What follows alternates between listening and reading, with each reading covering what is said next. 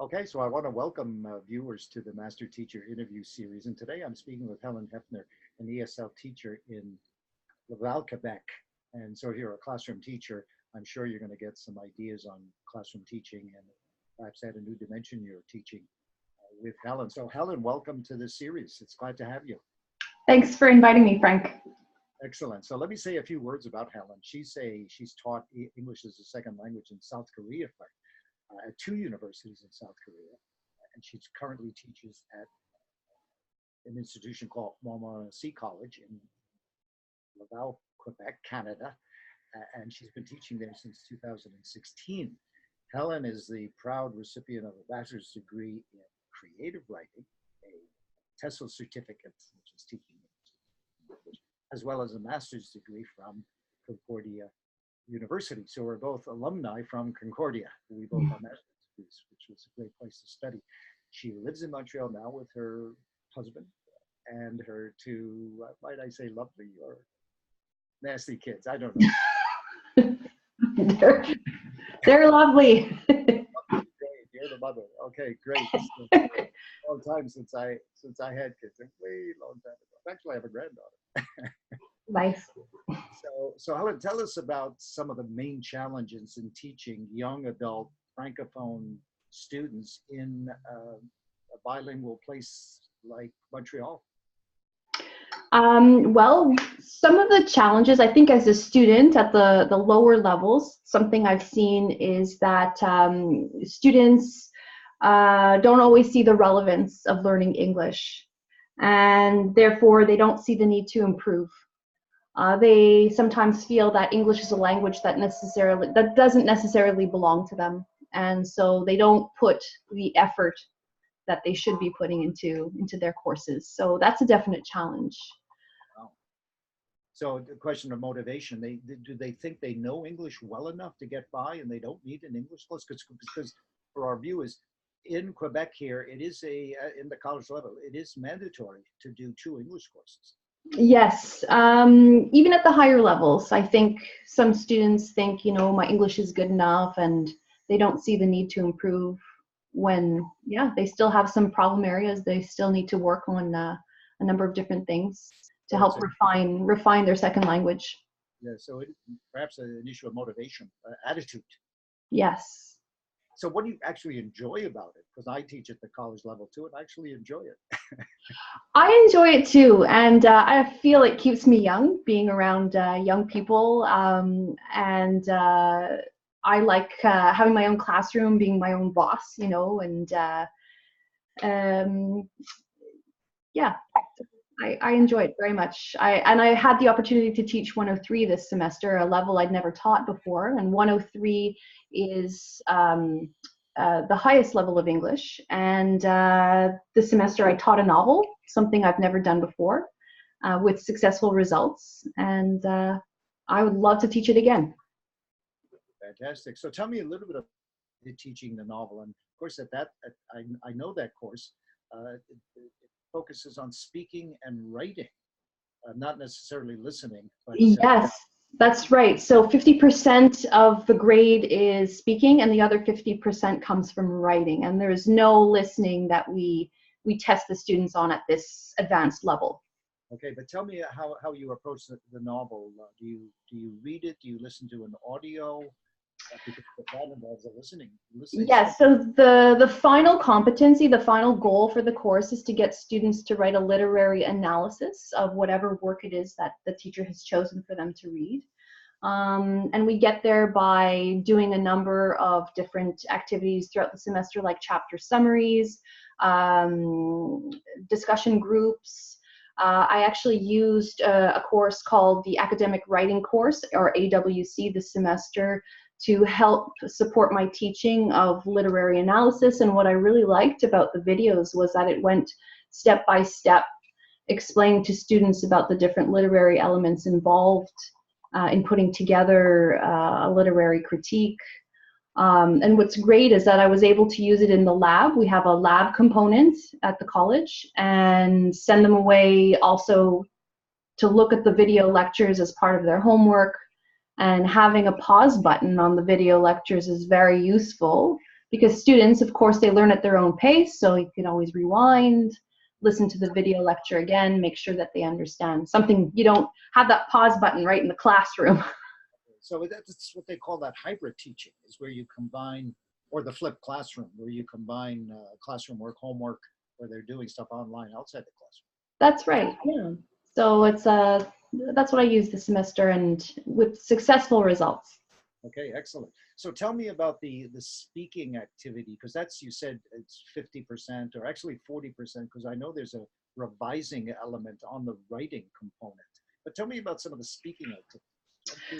Well, what I got students to do at the midterm was, because it was a historical novel that we dealt with this semester called Refugee by Alan Grant, they had to go away and research,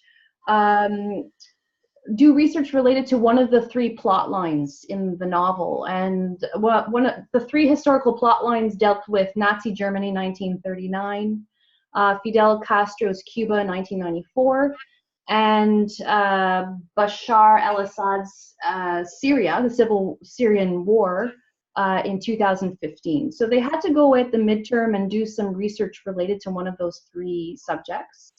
Then what they did is write an essay, a research paper essay. And what I had them simply do for their oral component at the midterm was record themselves reading their research paper on using YouTube. Basically, I guess you call it a video essay. Okay, so they were actually allowed to read the text that they had written, their own original text that they had written, to read it on screen. That's correct. And they had to put in images to make their presentation more engaging. They had to speak for between 3 and 5 minutes, making sure that they had high precision in their grammar, using images to contextualize their talk, not to entertain or excite in any way, and teach us something about the historical context of one of those three plot lines in the novel. And that was an entirely individual project. Did you do any group work, speaking group work? Speaking group work involved students meeting on a weekly basis in the classroom and summarizing what they had read. And every week I would come up with a series of questions to help them get started about thinking about the literary analysis aspect of the novel, which is, like I mentioned, the final competency, right? And this is where the AWC course also helped, right? By preparing students, what's involved in writing a good essay. How do you make a tight, succinct thesis statement, which is the controlling idea for your paper? They had to focus on one of the literary elements that the AWC presented, like setting or style, and that's what we did. Okay, so you mentioned mainly the novel. Did you use any other kind of readings or listenings in the course? I used some newspaper articles. I occasionally would use things like read and report activities, where they would read on some sort of topic related to the novel, like the Holocaust, for example, or another timely topic was immigrants coming over into the United States illegally, and Trump now, the whole issue with Trump seizing illegal immigrants and separating them from their families. So reading and report type activities, where they read an article and then report to each other and try to summarize and paraphrase what was in the article and help them develop those skills.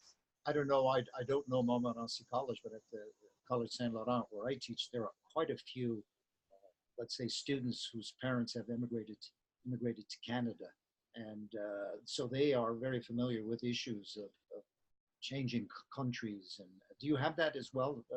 Yes, we have a lot of students who, yes, are the children of immigrants or are refugees themselves. Actually, I had a student this semester in my 103 class who is Syrian from Aleppo, and has been living now in Canada since she's 11. She's 17, and she was thrilled to be able to read this novel this semester. And Well, there was that third part on the Syrian problem. that's right. That's right.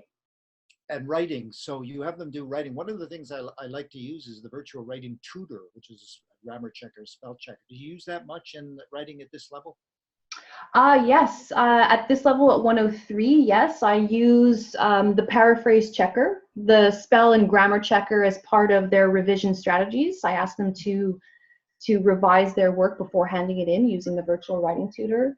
I'm hoping to use it more in the future with this level, but at the lower levels, I use something called the hypertext narrative creator, which is it's like a Part of the virtual writing tutor. Part of the virtual writing tutor. It's something I use with the intermediate level.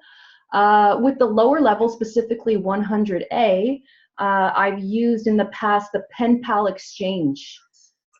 And this is where students get paired up with either a student in another class at the same level, and they're exchanging pen pal messages on topics like their neighborhood or sports, something personal.